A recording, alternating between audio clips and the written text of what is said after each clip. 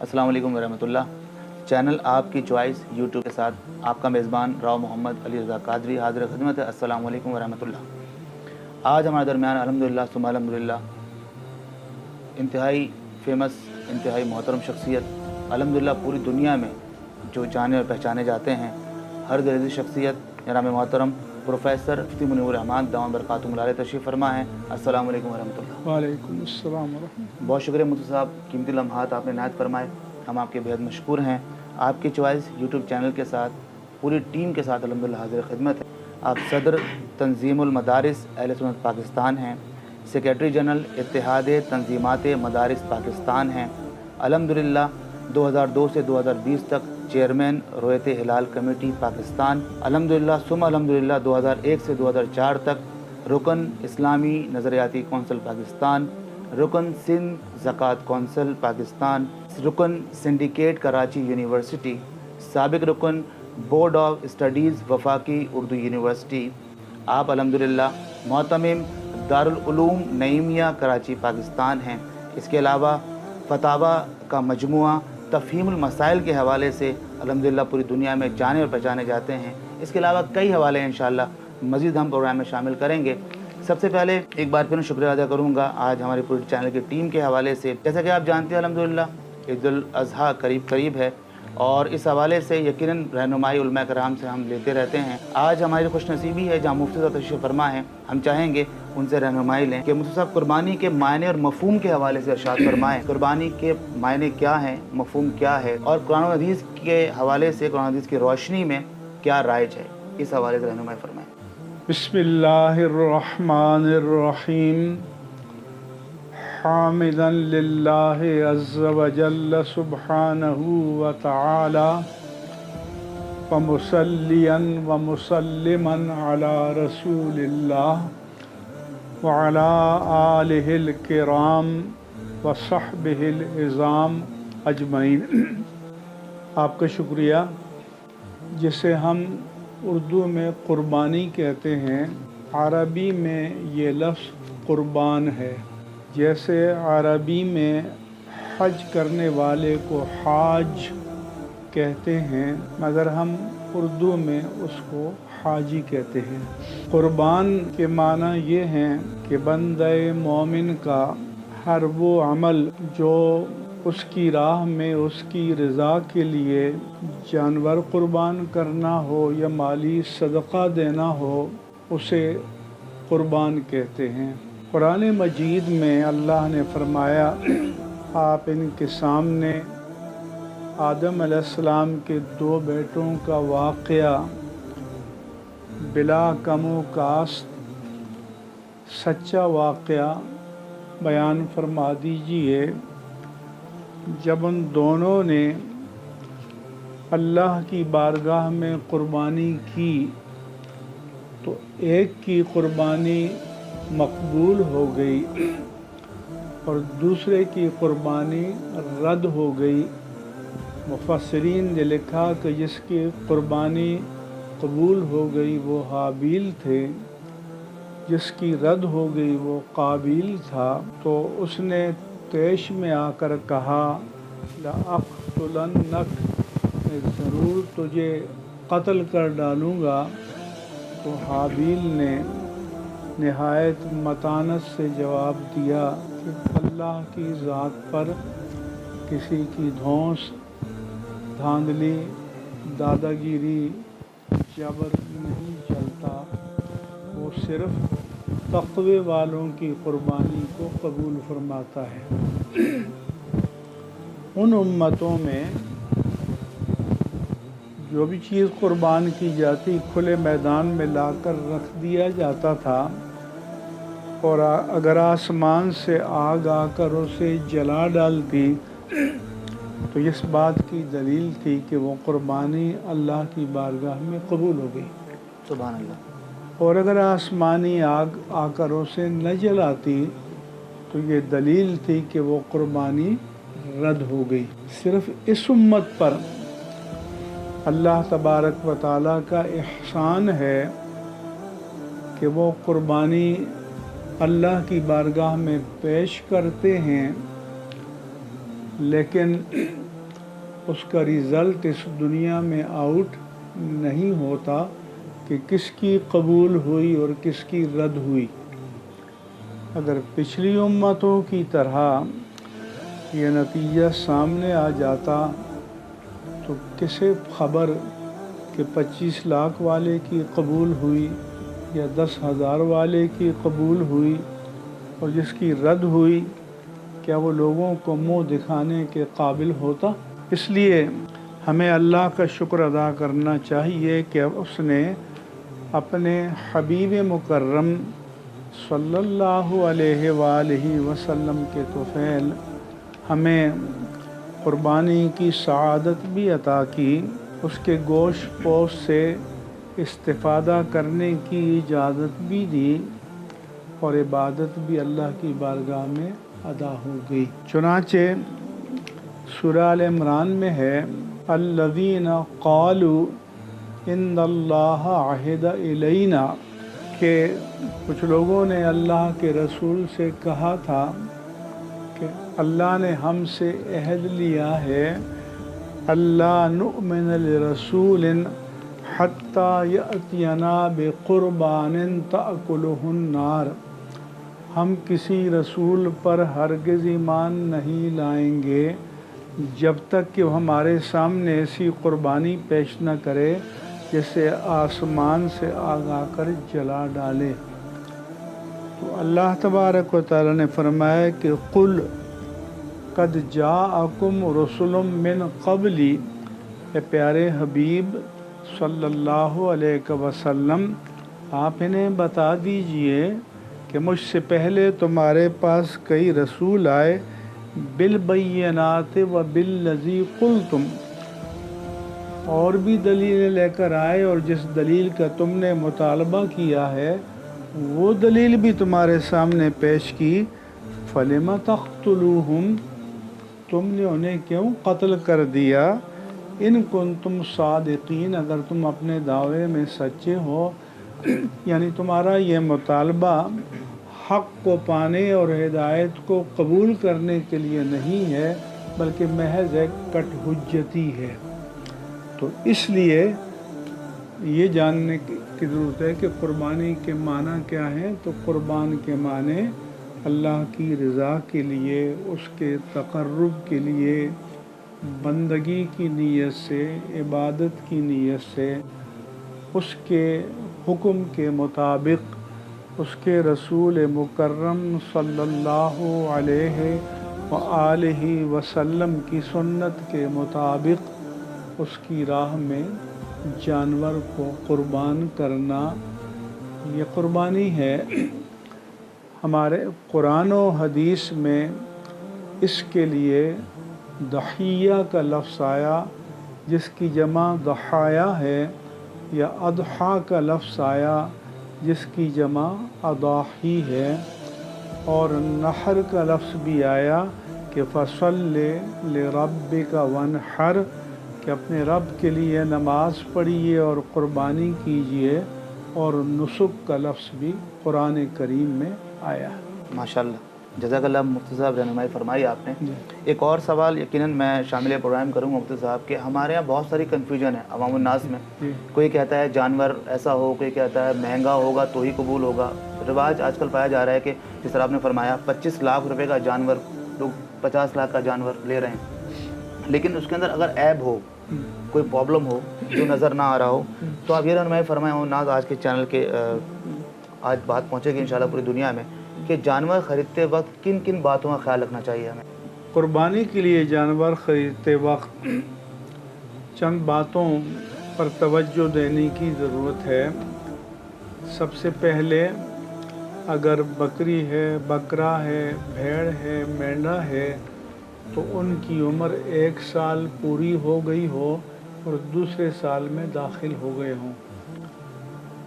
گائے، بیل یا بھینسا، ان کی عمر 2 سال پوری ہو گئی ہو اور تیسرے سال میں داخل ہو گئے ہوں قمری سال کے اعتبار سے، اور اونٹ یا اونٹنی، ان کی عمر 5 سال پوری ہو گئی ہو اور چھٹے سال میں داخل ہو گئے ہوں تو پھر ان کی قربانی جائز ہے۔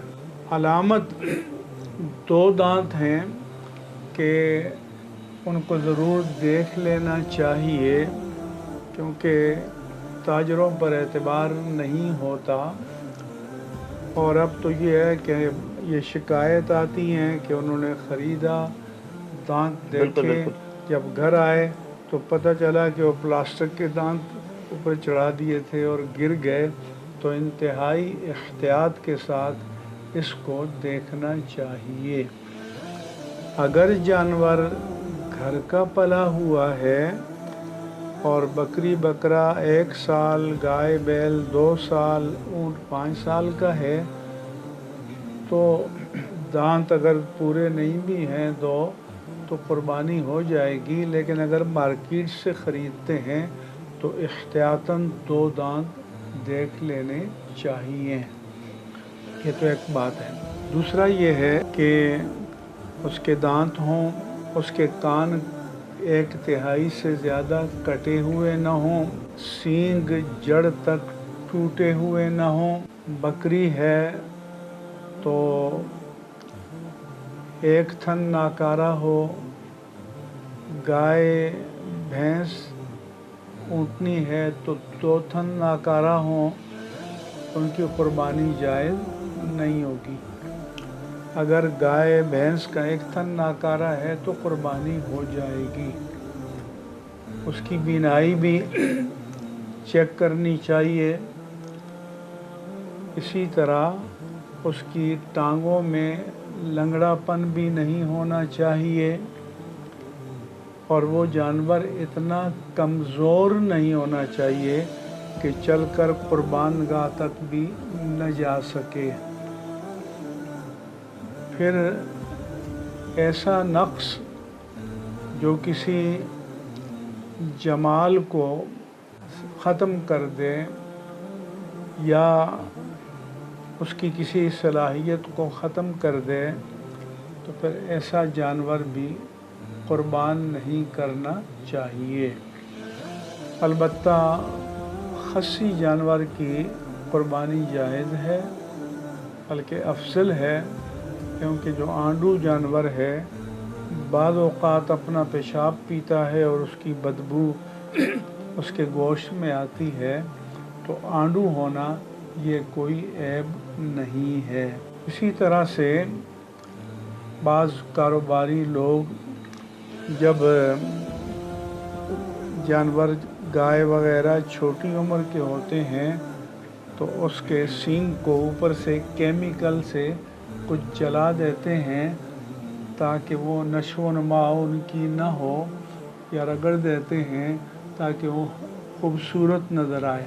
تو اگر یہ نقص اس کی سینگ کی جڑ تک نہیں پہنچا، دماغ تک نہیں پہنچا، تو اس جانور کی قربانی بھی جائز ہے۔ ٹھیک ہے، جزاک اللہ مفتی صاحب نے فرمایا مفتی صاحب کہ کوئی نقص ہو اگر جانور میں، اب جیسے کہ کوئی شخص ہے، جس طرح آج کل دور حاضر میں بہت ساری چیزیں ایسی چل رہی ہیں کہ جعلی دانت لگا دیں، 2 دانت کسی کے نہ ہوں کسی قربانی کے جانور کے، اور وہ شخص لے آتا ہے گھر پہ، تو گھر پہ لانے کے بعد پتہ چلا یہ تو جعلی ہے، تو اب وہ کیا کرے گا؟ اس کی قربانی نہیں ہوگی۔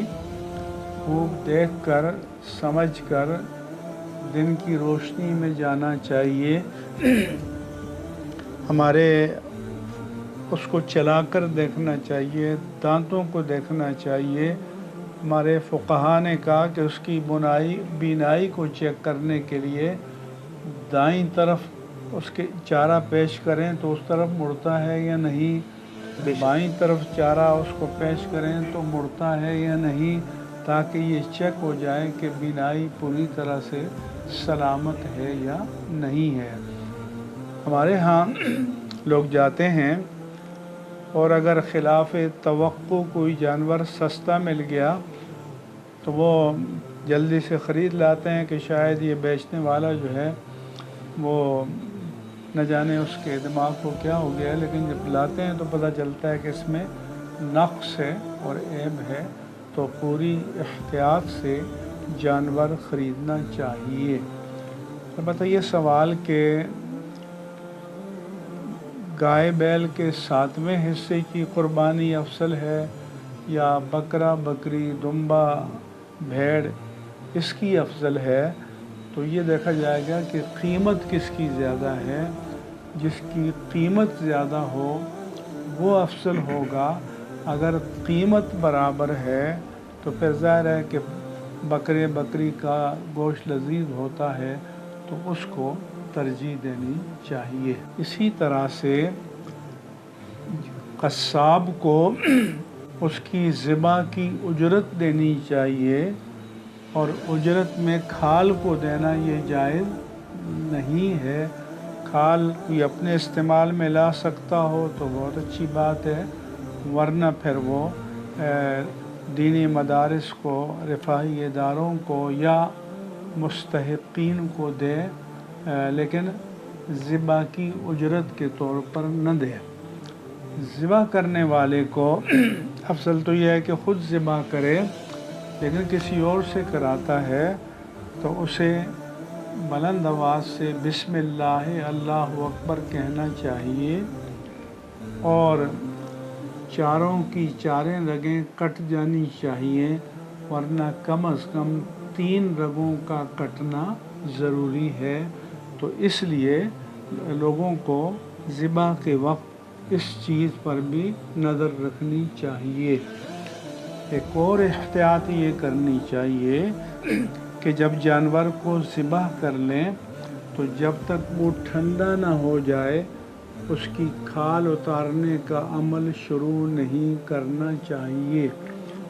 بعض قصاب یہ کرتے ہیں کہ وہ گردن میں آگے چھری اندر گھسیڑ دیتے ہیں تاکہ کلیجہ کٹ جائے اور جان جلدی نکل جائے، تو اس بات کی اجازت اس کو نہیں دینا چاہیے۔ جان فطری انداز سے نکلنی چاہیے، کیونکہ جان ہوتی ہے تو اس کی رگوں میں جو دم مسفوح یا بہنے والا خون ہوتا ہے جو حرام ہے اور ناپاک ہے، وہ سک ہو کر باہر آتا ہے۔ اس لیے جب اچھی طرح سے جان نکل جائے تو اس کے بعد پھر اس کی کھال اتارنے کا عمل شروع کرنا چاہیے۔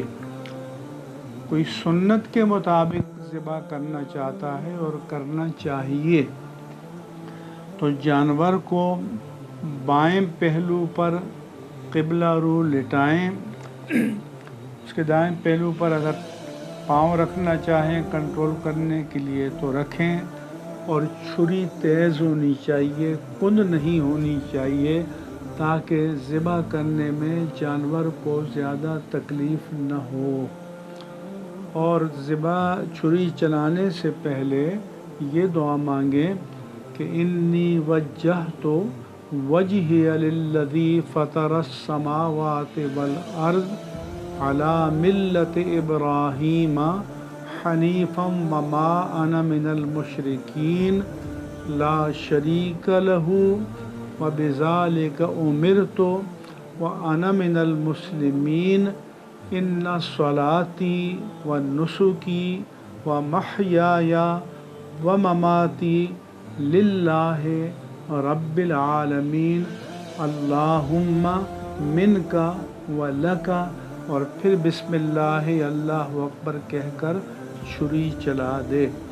اور ذبح کرنے کے بعد دعا مانگے کہ اللہم تقبلہ منی کما تقبلت من خلیلک ابراہیم و حبیبک محمد صلی اللہ علیہ وسلم، کہ یا اللہ جس طرح تو نے اپنے خلیل ابراہیم علیہ السلام اور اپنے حبیب محمد الرسول اللہ صلی اللہ علیہ وآلہ وسلم کی قربانی کو قبول فرمایا، میری قربانی کو بھی شرف قبولیت عطا فرما۔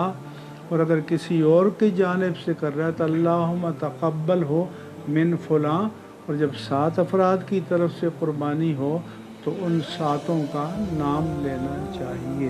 ماشاءاللہ۔ حضرین کرام، آپ دیکھ رہے ہیں ماشاءاللہ ہمارے زمین مفتی اعظم پاکستان مفتی منعم الرحمان دامت برکاتہم اللہ علیہ تشریف فرما۔ ماشاءاللہ ہم حج کے حوالے سے بھی انشاءاللہ کریں گے ڈسکس۔ اس سے پہلے کہ ہم ایک اور سوال کی جانب جائیں، ملتے ہیں 2 منٹ کا بریک کے بعد دوبارہ حاضر ہوں گے اس امید کے ساتھ کہ آپ ہمارے ساتھ رہیں گے۔ السلام علیکم ورحمۃ اللہ۔ عید اسپیشل شو کے ساتھ ایک بار پھر آپ کا میزبان راؤ محمد علی حاضر خدمت ہے۔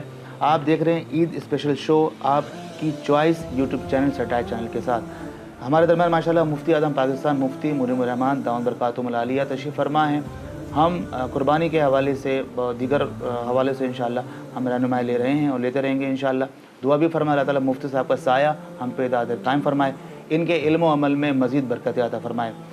ایک اور سوال مفتی صاحب جو آج کل بہت زیادہ ہمارے لیے کنفیوژن کا باعث بنتا ہے وہ یہ ہے مفتی صاحب کہ ہم قربانی کا جانور لانے کے بعد ہم یہ چاہتے ہیں، ہمارے بچے یہ چاہتے ہیں کہ ہم جانور لے کر نکل جائیں، لوگوں کو دکھائیں، اور ایک بعض دفعہ ایسا بھی دیکھا گیا مفتی صاحب کہ ایک ٹینٹ لگا کر شامینہ لگا کر 12-15 جانور ایک ساتھ پھر وہ لوگوں کو بلایا جائے گا اور لوگوں کو دعوت دی جاتی ہے آئے ہمارے جانور دیکھیں، پھر ویڈیو تصویریں اور اس طرح نمود و نمائش کی جاتی ہے۔ تو مفتی صاحب یہ آپ ناظرین کو ہم بتانا چاہیں گے آپ کے توسل سے کہ کیا یہ جائز ہے نمود و نمائش؟ قربانی کے جانور سے محبت کرنا، اس کو اچھی طرح سے خوراک اور چارہ دینا، یہ تو اچھی بات ہے، لیکن اس کی نمود و نمائش کرنا یہ شریعت کی نظر میں پسندیدہ بات نہیں ہے۔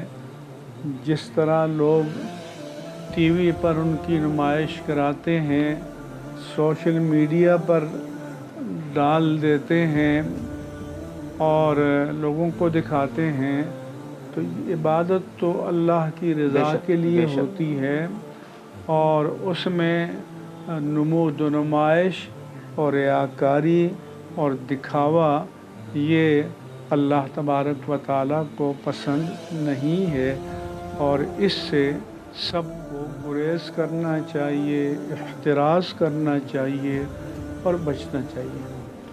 جزاک اللہ مفتی صاحب۔ ایک اور بات اسی سے منسلک ہے مفتی صاحب کہ اجتماعی قربانی کا جو کانسیپٹ ہے وہ رواج جو بڑھتا جا رہا ہے الناس میں، کیونکہ مہنگائی کا سلسلہ بھی ہے اور چیزیں بڑھ رہی ہیں دن بہ دن، اور آج اس سال 2023 میں جو ہم عید منانے جا رہے ہیں تو اس میں خاص طور پر یہ دیکھا جا رہا ہے کہ جانوروں کا جو ریٹ ہے وہ قیمتیں بہت زیادہ ہیں، آسمان سے باتیں کر رہی ہیں ہم یہ کہہ سکتے ہیں۔ تو کیا مفتی صاحب رہنمائی فرمائیں اس حوالے سے، کیا اجتماعی قربانی جائز ہے، ہم کر سکتے ہیں یا نہیں؟ جیسا کہ آپ نے بتایا کہ اس کے کئی عوامل ہیں۔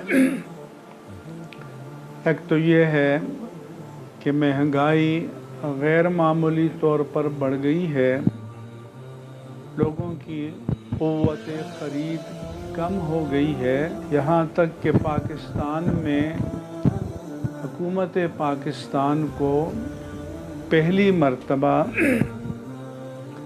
سعودی حکومت کی طرف سے جو حج کا کوٹا الاٹ کیا گیا تھا اس میں سے بعض کو سرنڈر کرنا پڑا، تو اس طرح سے جانور بھی مہنگے ہیں۔ تو ایک تو اس کی وجہ مہنگائی ہے، دوسری وجہ یہ ہے کہ فلیٹ سائٹ میں یا تنگ محلوں میں جانوروں کے رکھنے اور ذبح کرنے کے لیے گنجائش نہیں ہے، اور اگر لوگ کرتے ہیں تو یہ جو آلائش ہے یا پولوشن ہے یہ ظاہر ہے کہ گلیوں میں پھیل جاتا ہے، گھروں پر اس کے اثرات مرتب ہوتے ہیں، تو چونکہ پڑوس کے بھی حقوق ہوتے ہیں تو اس سے اجتناب کرنا چاہیے، اور اگر کسی نے کر دی ہے تو انہیں اس کی مکمل صفائی کا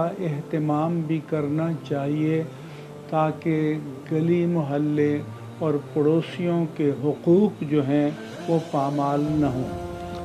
جو حضرات مدارس میں اداروں میں آتے ہیں تو ایک تو فائدہ یہ ہے کہ وہ مشقت سے بچ جاتے ہیں، وہ گائے کا حصہ یا پوری گائے جمع کر دیتے ہیں اور ان کو ٹائم دے دیا جاتا ہے اور مقررہ وقت پر آ کر اپنا گوشت لے جاتے ہیں، باقی مشقتوں سے بچ جاتے ہیں، کیونکہ وہ ادارے کے سربراہ کو اپنا وکیل بناتے ہیں اور وکالت سے بھی قربانی کی جا سکتی ہے اور یہ شرعاً جائز ہے۔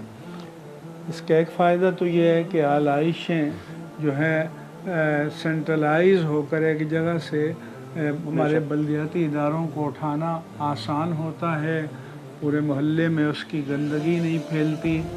تو یہ اگر کلچر اور بڑھتا چلا جائے تو بحیثیت مجموعی یہ ہائیجینک بھی ہے اور ماحول کی تطہیر کے لیے بھی بہتر ہے اور لوگوں کے لیے آسانی بھی اس میں ہے۔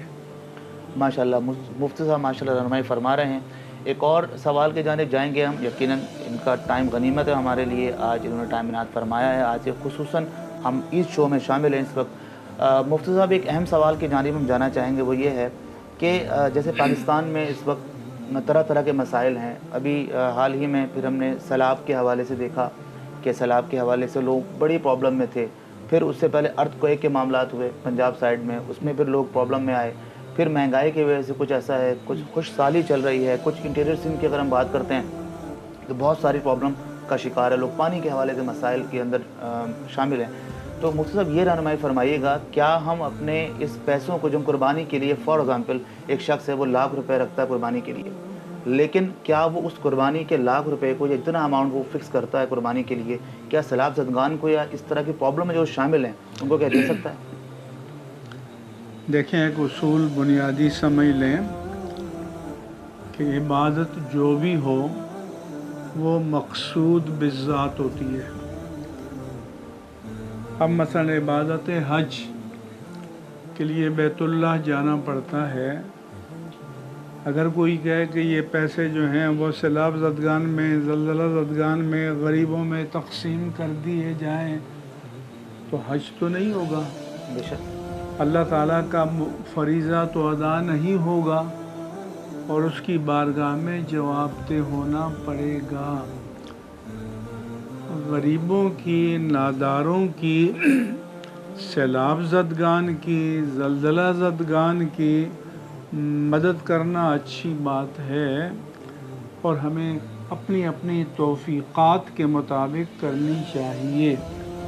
اللہ تعالیٰ کا فرمان ہے فَلَاقْتَحَمَ الْعَقَبَةَ، وہ دشوار گزار گھاٹی میں کیوں داخل نہ ہوا، وَمَا أَدْرَاكَ مَا الْعَقَبَةُ، اور تو کیا جانے کہ عقبہ کیا ہے، فَكُّ رَقَبَةٍ، کسی کی گردن کو غلامی سے یا قرض کے بار سے آزاد کر دینا، او اطعام فی یوم ذی مسغبہ، یا تنگی کے عالم میں، افلاس کے عالم میں کسی مبتلا شخص کو کھانا کھلانا، یتیماً ذا مقربہ، وہ قرابت دار یتیم ہو، اور مسکیناً ذا متربہ، یا خاک آلود مسکین ہو۔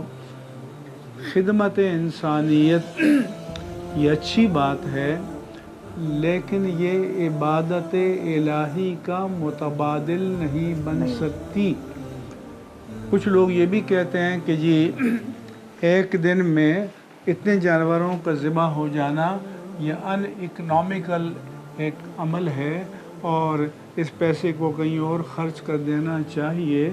تو یہ وہ لوگ لبرل لوگ کہتے ہیں کہ جن کے سوچ کے مطابق گوشت حاصل کرنا شاید یہ قربانی کا مقصد ہے، یہ ہرگز مقصد نہیں ہے۔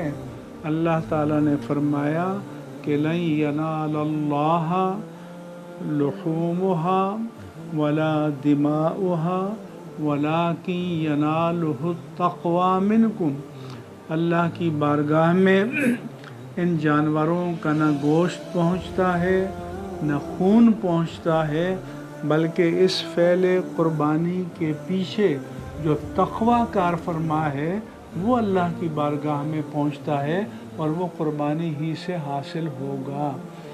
اسی لیے رسول اللہ صلی اللہ علیہ وآلہ وسلم نے حدیث پاک میں ارشاد فرمایا کہ ما عمل ابن آدمی یوم النحر अहब्ब इलल्लाह मिन इहराक़िद दम, बनी आदम का कोई भी नेक अमल कुर्बानी के अय्याम में अल्लाह की रज़ा के लिए जानवर का खून बहाने से ज़्यादा महबूब और पसंदीदा नहीं है। और इसको हदीस में इहराक़ुद्दम कहा, जानवर का ज़िबाह के वक्त खून बहाना ये असल इबादत है। इसलिए फरमाया कि इन्नहु लयअती यौमल क़ियामा बिक़ुरूनिहा व अशारिहा व अज़लाफ़िहा, ये क़ुरबानी का जानवर क़यामत के दिन अपने सींगों, बालों और खुरों समेत मुजस्सम हालत में हाजिर होगा।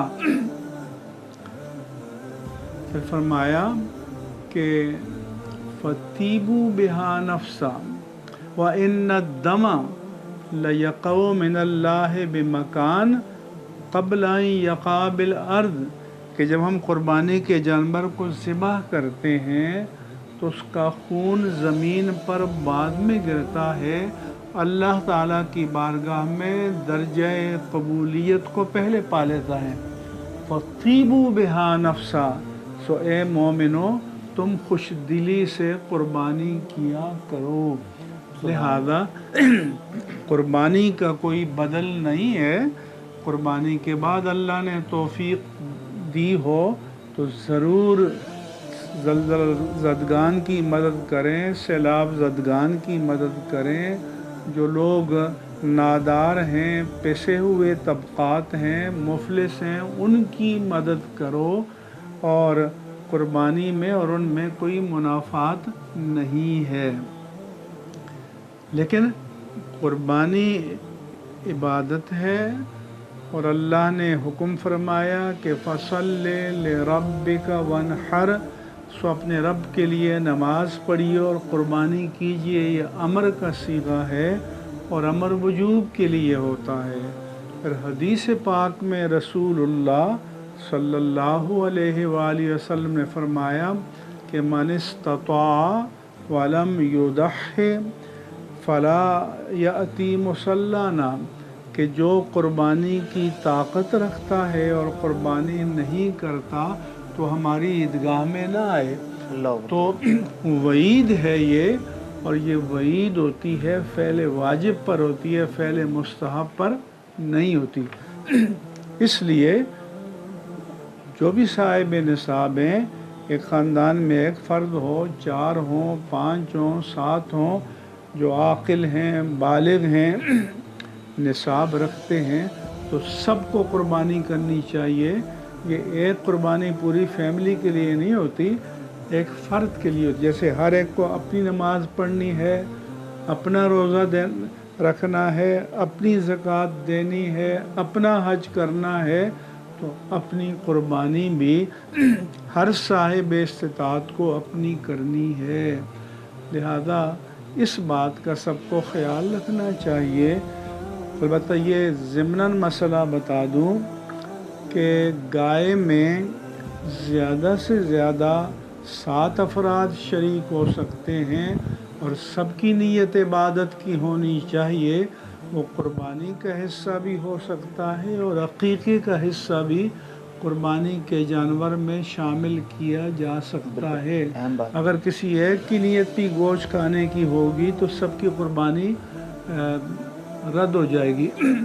इसलिए मगर 7 ज़रूरी नहीं है, 6 आदमी भी बराबर बराबर गाय में शरीक हो सकते हैं, 5 भी हो सकते हैं, 4 भी हो सकते हैं, 3 भी हो सकते हैं, 2 भी हो सकते हैं, यहाँ तक कि एक आदमी अगर अपनी जानिब से पूरी गाय कुर्बान करे तो ये भी हो सकता है। बेशक कम की कोई ममानियत नहीं है। माशाल्लाह, जज़ाकल्लाह मुफ्ती साहब। ईद स्पेशल शो हम माशाल्लाह शामिल हैं इस प्रोग्राम में। आज की आपकी चॉइस यूट्यूब चैनल के ज़रिए हम भी जानना चाहेंगे मुफ्ती साहब के जिस तरह हम अगर जो लोग कुर्बानी कर रहे हैं, कुर्बानी में मसरूफ़ रहे और गोश्त वगैरह के जो सिलसिले हैं डिस्ट्रीब्यूट करने के वो करके फ्री हो गए, उसके बाद हमें ईद कैसे गुजारनी चाहिए? एक मैसेज हम रिकॉर्ड करना चाहेंगे आज के चैनल तक, ये बात इंशाल्लाह पूरी दुनिया में पहुँचेगी। हमें ईद किस तरह गुजारनी चाहिए? عید نصارہ کے کرسمس کی طرح یا ہندوؤں کی ہولی اور دیوالی کی طرح کوئی رقص و سرود کی مجلسیں برپا کرنے کا نام نہیں ہے، ناؤ نوش کی مجلسیں برپا کرنے کا نام نہیں ہے۔ خوشی منانا یہ انسان کا فطری تقاضا ہے۔ اس حدیث پاک میں آتا ہے، حضرت انس بیان کرتے ہیں، لما قدم رسول اللہ صلی اللہ علیہ وسلم المدینہ ولہما یومان فقالوا ما هذان اليومان قالوا كنا نلعب فيهما في الجاهلية فقال رسول الله صلى الله عليه وآله وسلم قد أبدلكم الله بهما خيرا منهما یوم الاضحیٰ و یوم الفطر، کہ جب مسلمان مکہ مکرمہ سے ہجرت کر کے مدینہ طیبہ تشریف لے گئے تو وہاں پر سال میں ان کے 2 دن جو ہیں وہ میلے ٹھیلے کے تھے، تہوار کے تھے، فیسٹیول کے تھے۔ ان کا نام نیروز اور مہرجان تھا۔ تو جب مسلمانوں نے دیکھا تو پوچھا کہ یہ دن کیا ہیں، تو انہوں نے کہا کہ کننا نلعب فیہما فی الجاہلیہ، ہم جاہلیت کے زمانے میں ان میں کھیل کود کرتے تھے، تماشے کرتے تھے، رقص و سرود کرتے تھے، ناؤ نوش کرتے تھے۔